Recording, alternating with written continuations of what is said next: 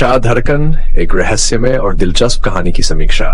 धड़कन 1972 में आई एक ऐसी कहानी है जिसमें प्यार, दोस्ती, धोखा, लालच, अपराध, पिछले जन्म का रहस्य सब कुछ एक साथ देखने को मिलता है। इस कहानी को देवेंद्र गोयल ने बनाया और इसका निर्देशन भी उन्होंने ही किया। इसमें संजय खान, मुमताज, राजेंद्र नाथ, हेलेन अलंकार जोशी, रूपेश कुमार और बिंदु जैसे कलाकार दिखाई देते हैं। रवि ने इसके गीतों के लिए संगीत दिया था। उस समय की कहानियों को देखें तो यह कहानी अपने विषय की वजह से काफी अलग लगती है, क्योंकि इसमें एक बच्चे की जिंदगी से शुरू हुआ हादसा कई साल बाद एक बहुत बड़े रहस्य का रूप ले लेता है। कहानी की शुरुआत दीपक राय नाम के एक छोटे बच्चे से होती है। दीपक एक बहुत अमीर परिवार से है। उसकी उम्र सिर्फ 10 साल है। बचपन में ही उससे एक ऐसी गलती हो जाती है जिसका असर उसकी पूरी जिंदगी पर पड़ता है। एक दिन खेल खेल में उससे गोली चल जाती है और उसके दोस्त सूरज प्रकाश को गोली लग जाती है। दीपक को लगता है कि सूरज मर गया है। वह बहुत डर जाता है और अपने घर से भाग जाता है। यहां से कहानी अचानक कई साल आगे ली जाती है। 14 साल बीत जाते हैं।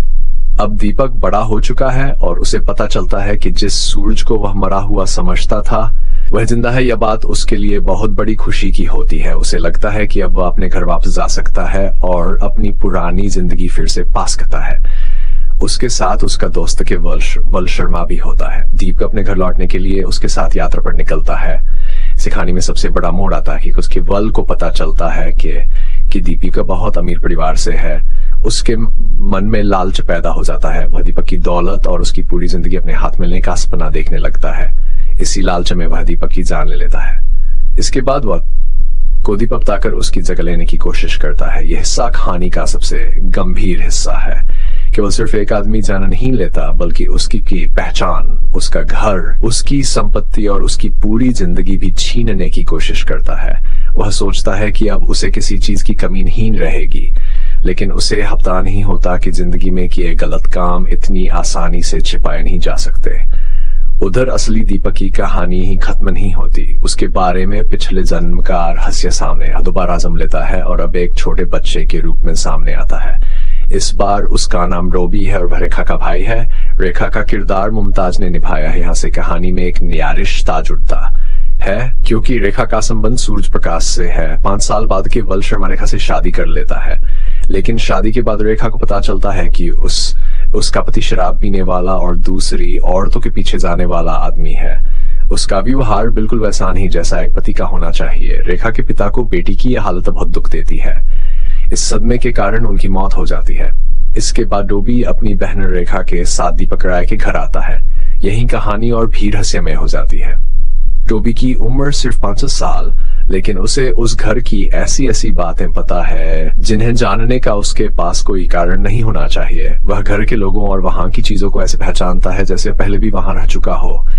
यही बात सूरज प्रकाश को सोचने पर मजबूर कर देती है। सूरज को धीरे धीरे शक होने लगता है कि डोबी का इस घर से कोई पुराना संबंध है। वह अपने दोस्त निरीक्षक दर्शन के साथ मिलकर इस रहस्य को समझने की कोशिश करता है।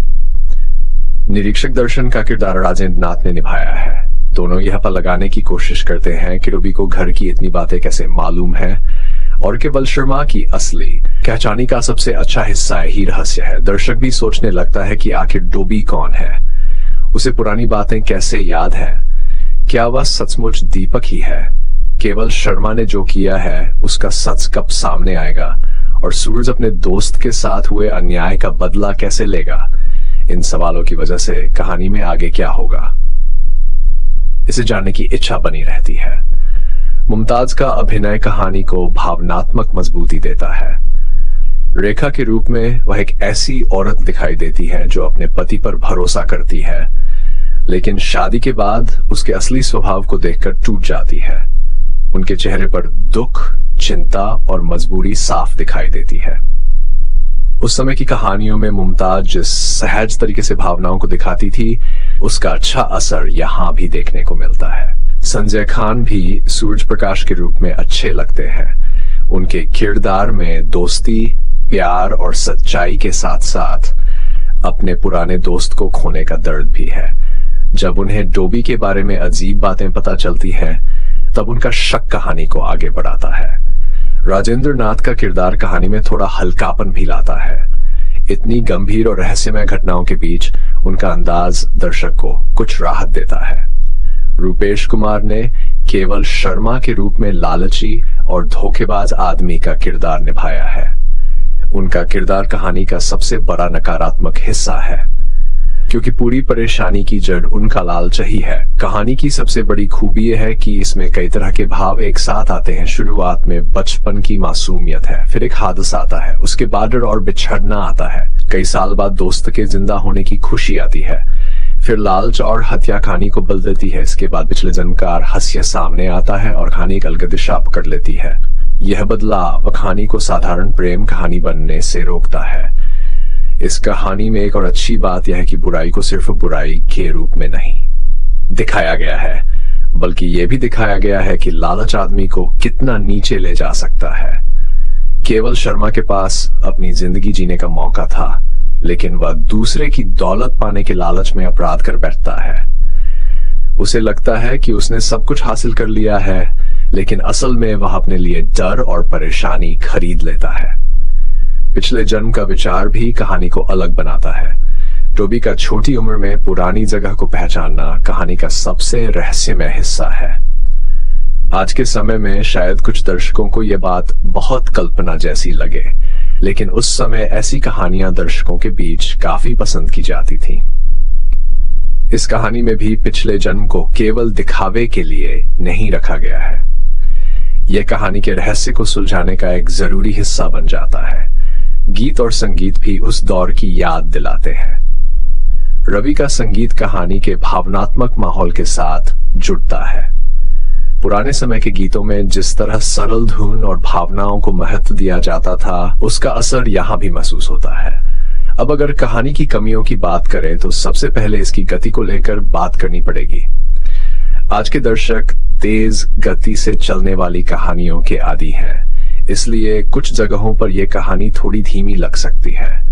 कई घटनाओं को धीरे धीरे आगे बढ़ाया गया है। आज की नजर से देखने पर कुछ हिस्से लंबे महसूस हो सकते हैं। दूसरी कमी यह है कि कहानी में कई ऐसे संयोग हैं जिन्हें आज का दर्शक आसानी से स्वीकार नहीं कर पाएगा। खासकर पिछले जन्म की बात और एक छोटे बच्चे का अपने पुराने घर घर चीज पहचान लेना कुछ लोगों को बहुत कल्पना जैसा लग सकता है। लेकिन अगर इसे उस कहानी के नजरिए से देखा जाए तो इसका अपना आकर्षण है। केवल शर्मा का इतना आसानी से दीपक की जहर लेना भी दर्शक को थोड़ा अस्वाभाविक लग सकता है। फिर भी कहानी का उद्देश्य वास्तविक जीवन की पूरी तरह सच्ची घटना दिखाना नहीं है। इसका उद्देश्य रहस्य और भावनाओं के जरिए दर्शक को बांधे रखना है। कहानी में कुछ जगहों पर नाटकीयता भी ज्यादा दिखाई देती है, लेकिन पुराने समय की फिल्मों में यह बात आम थी। उस दौर के दर्शक कहानी में भावनाओं, रहस्य, परिवार, प्रेम और अच्छाई की जीत को काफी महत्व देते थे। इसलिए इसे उसी समय की सोच और कहानी कहने के ढंग से देखना ज्यादा सही होगा। कुल मिलाकर धड़कन एक ऐसी कहानी है जिसमें दोस्ती, प्यार, लालच, धोखा और पिछले जन्म का रहस्य एक साथ जुड़ते हैं। इसकी सबसे बड़ी ताकत इसकी कहानी का रहस्य है। दर्शक शुरू से ही ये जानना चाहता है कि दीपक के साथ क्या हुआ। केवल शर्मा का सच कब सामने आएगा और डोबी को पुरानी जिंदगी की बातें कैसे मालूम है। कलाकारों का काम भी कहानी को संभालता है। मुमताज और संजय खान अपने अपने किरदारों में अच्छे लगते हैं। राजेंद्र नाथ कहानी में हल्कापन लाते हैं और रूपेश कुमार का किरदार कहानी में खलनायक वाली ताकत पैदा करता है। अगर कोई दर्शक पुरानी हिंदी फिल्मों की सरल, भावनात्मक और रहस्य से भरी कहानियां पसंद करता है तो धड़कन उसे अच्छी लग सकती है। इसमें आज की तरह बहुत तेज गति नहीं है, लेकिन कहानी को धीरे धीरे खोलने का अपना मजा है। सबसे खास बात यह है कि कहानी आखिर तक ये सवाल बनाए रखती है कि डोबी आखिर कौन है और उसके अतीत का सच क्या है। मेरे हिसाब से धड़कन की असली खूबसूरती उसके रहस्य और भावनाओं में है। ये सिर्फ प्यार की कहानी नहीं है, ये लालच से पैदा हुए अपराध, पुराने रिश्तों, बिछड़े लोगों और इंसान के किए हुए कामों के परिणाम की कहानी भी है। कहानी ये एहसास कराती है कि किसी की जिंदगी और पहचान छीनकर कोई इंसान सच में खुश नहीं रह सकता। आज के समय में इसकी कहानी के कुछ हिस्से पुराने जरूर लग सकते हैं, लेकिन अगर इसे उस दौर की सोच के साथ देखा जाए तो इसमें काफी दिलचस्प बातें मिलती हैं। खासकर डोबी का किरदार और उसका पुरानी जिंदगी से जुड़ाव दर्शक की उत्सुकता बनाए रखता है।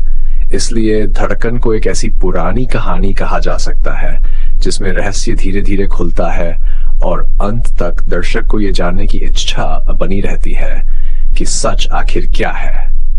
कहानी की कुछ बातें आज के समय में अविश्वसनीय लग सकती हैं, लेकिन इसके बावजूद इसमें भावनाओं और रहस्य का ऐसा मेल है जो इसे अपने दौर की यादगार कहानियों में जगह देता है।